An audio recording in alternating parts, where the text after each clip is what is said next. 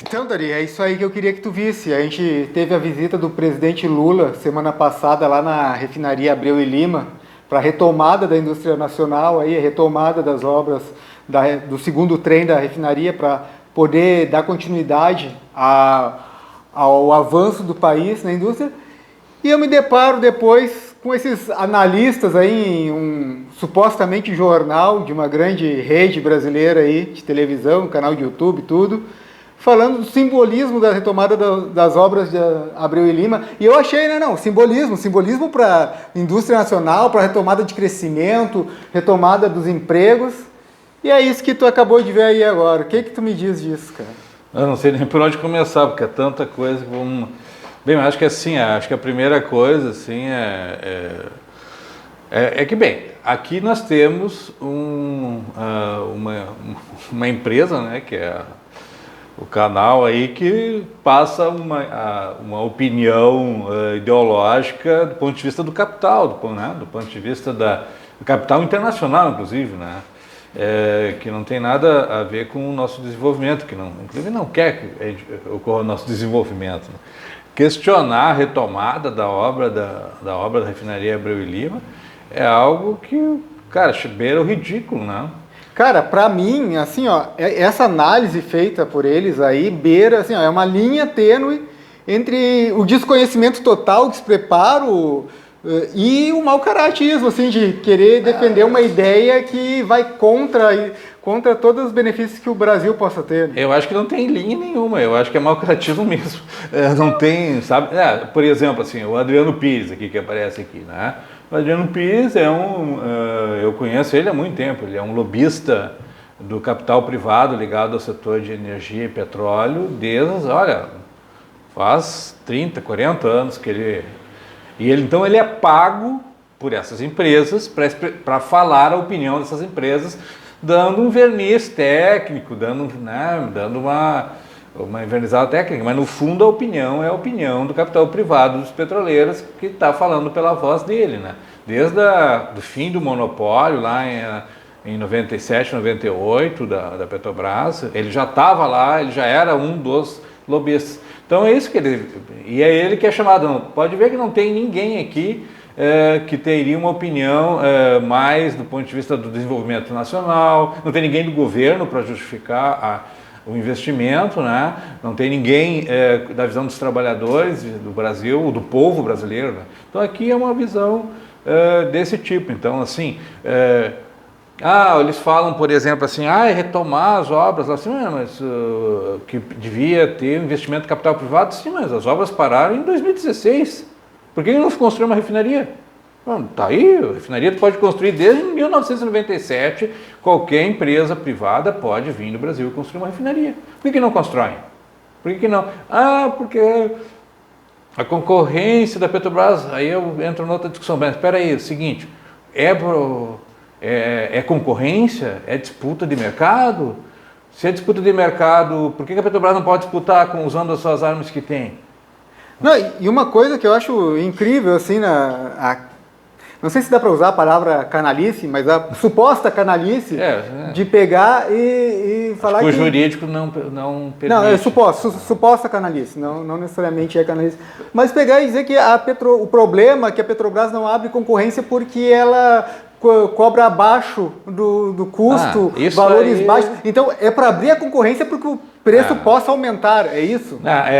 Aí que tá, que é outra coisa. Assim, desde 2016, desde que deram o golpe lá na presidenta Dilma, né, tiraram ela, entrou o Temer, golpista, colocou lá o Pedro Parente, a Petrobras tem usava o tal do PPI, que era o preço de paridade de importação. Quer dizer, não havia a desculpa para não investir no Brasil que o preço não era o preço internacional. Pelo contrário, estava valendo, digamos assim, o preço de mercado internacional, até mais do que o mercado internacional. E não construíram refinaria nenhuma. Pelo contrário, queriam comprar preços de banana, trocando por joia e tal, as refinarias do Brasil. Aí, por que não... É isso que eu não entendo. Se é simplesmente abrir o mercado e as empresas vendem, por que não fazem investimento? A Chevron produz petróleo no Brasil, a Exxon produz petróleo no Brasil, a Shell, a Equinor, Galp, e várias empresas produzem petróleo no Brasil. Por que não constrói uma refinaria no Brasil? O Brasil precisa. Isso é uma outra coisa, Alex. Nós temos um déficit em diesel, basicamente. Né? Diesel um pouco em gasolina, mas mais em diesel. No Brasil, de mais de 600 mil barris. E nós precisávamos de uma refinaria para fazer isso. E estava lá, Abreu e Lima parada todo esse tempo, né? Deixaram apodrecer lá os equipamentos, né? Que já podia estar operando há tanto tempo. Essa é uma outra discussão também. E eles preferiram importar das suas refinarias que já estão instaladas nos outros países, gastando dólar, né? E trazendo para o Brasil. E aí os caras querem que a gente continue dependendo disso. Olha que coisa, nós vamos exportando petróleo, nós estamos exportando, nós somos um país exportador de petróleo hoje, por conta de quem? Da Petrobras, que descobriu o pré-sal, que aumentou a produção de petróleo, e importando combustível.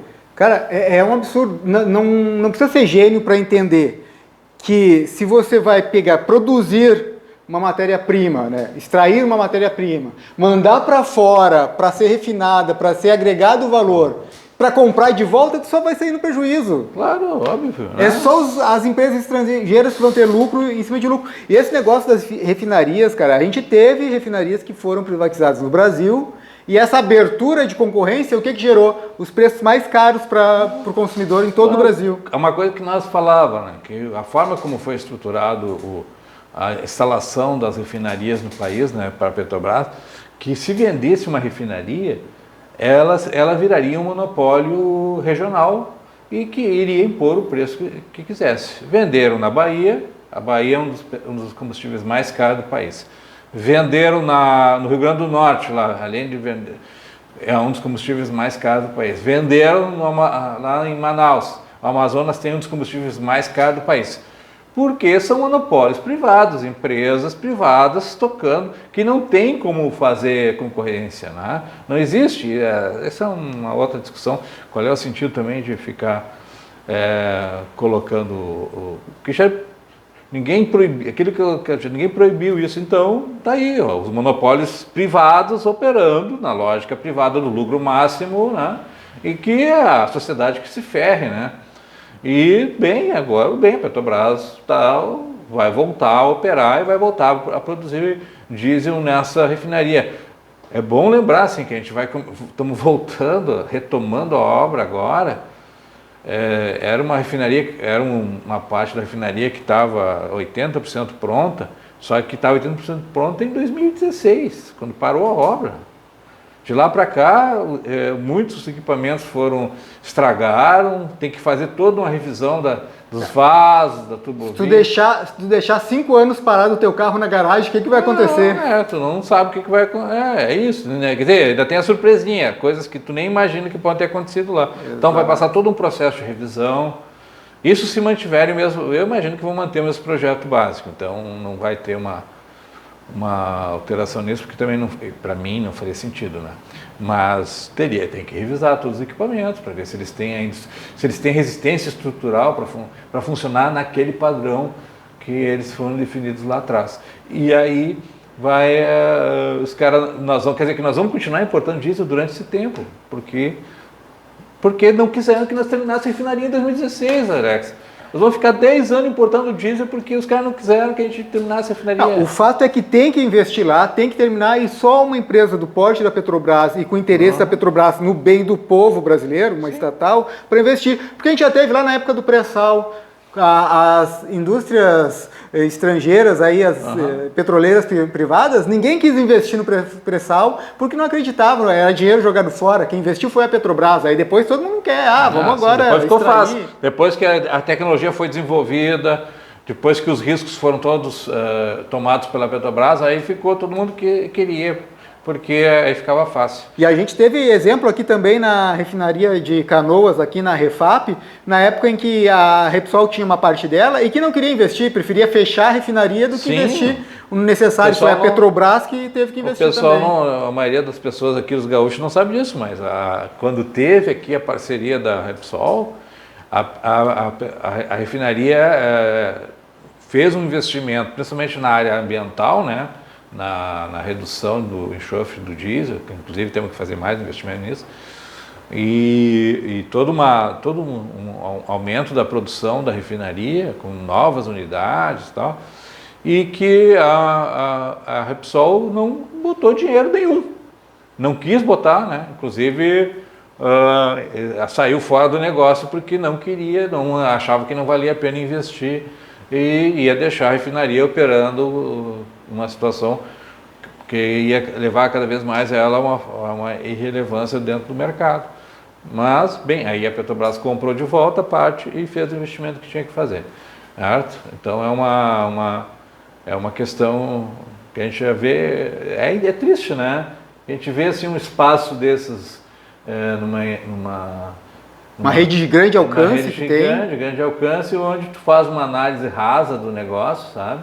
É uma retomada importante da Petrobras. Os caras ficam, a outra coisa falando assim, eles falam muito do mercado, né? Aí os caras falando, porque o mercado, você assim, hoje eu fiz, depois que tu me falou desse negócio, eu fiz questão de olhar as ações da Petrobras.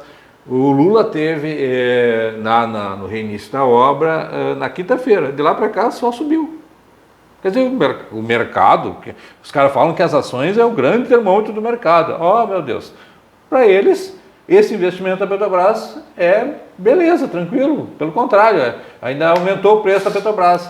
É um pouco por isso que eu falei lá no início que é uma linha que beira a incompetência também, porque mau caratismo, competência, não sei afirmar o que é. Eu sei que isso acaba me irritando, cara. É melhor a gente parar por aqui. Mas pelo que a gente conversou, eu acho que a gente pode fazer uns outros vídeos, porque tem muita coisa que a gente pode desdobrar aí. Sobre a UFN3, a gente nem chegou a falar... outra obra de que outra obra também que estava 75%. Tudo bem, tu conhece mais, né? Tu estava lá, né, Alex? Estava mais de 80%. Estava mais de 80% pronta, pararam a porra da obra e deixaram lá os equipamentos estragando, né, apodrecendo. E o pior é o seguinte, assim, não tem sentido nem lógico. Mas é que estava superfaturada. Sim, mas termina a obra. Bota a unidade para operar, para ela começar a dar retorno financeiro, porque vendendo o produto que ela faz, ela dá retorno. Então, foi superfaturado? Investiga, vai atrás, cobra. Mas termina foi a obra. Superfaturado, aí tu não termina, ela não dá retorno, ela fica 10 anos parada lá, quer dizer, foi 10 anos de prejuízo. Além do prejuízo da suposta corrupção, né? Aí tu tem o prejuízo de uma unidade que era necessária, que ia funcionar. E continua necessário. Continua necessário, né? Porque nós somos o país do agro, né? Precisamos de fertilizante. Olha aí, durante a guerra da Ucrânia, a confusão que deu aqui com a história dos fertilizantes. E aí paramos a obra, deixamos equipamentos que custam milhões de reais apodrecendo por uma questão puramente ideológica, de verdade. É para ir contra o Brasil. O Brasil não pode virar uma potência, entendeu? O Brasil não pode crescer. O Brasil não pode virar um país importante. Ele tem que continuar subalterno e o povo do brasileiro tem que continuar sendo um escravo do capital internacional. Nós não podemos ser autônomos, não podemos ser soberanos, sabe? Isso é uma coisa que me entristece profundamente. Nelson Rodrigues estava certo mesmo, né? É o complexo de vira-lata. Um complexo de Uma coisa que eles acertaram aqui foi o simbolismo da retomada das obras de Abreu e Lima. Tem um simbolismo, sim. É o simbolismo da Petrobras voltando a trabalhar pelo povo brasileiro, o Brasil voltando a ser protagonista no mercado internacional. Sim. E a gente não vai deixar isso passar barato. Isso aí vai acontecer, a gente vai apoiar as retomadas da indústria brasileira e o crescimento do país como um todo, cara. E assim, eu encerro por aqui. Isso aqui a gente vai voltar a conversar ainda, a gente tem que conversar sobre outras coisas, valeu? Tá certo, um abraço. Valeu.